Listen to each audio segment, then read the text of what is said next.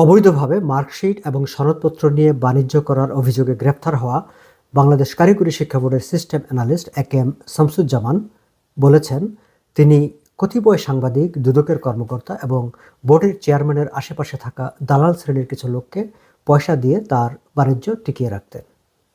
ডিবির অতিরিক্ত কমিশনার মোহাম্মদ হারুনুর রশিদ সাংবাদিকদের জানিয়েছেন, শামসুজ্জামান ১৬৪ ধারা জবানবন্দিতে বেশ কয়েকজন সাংবাদিকের নামও বলেছেন।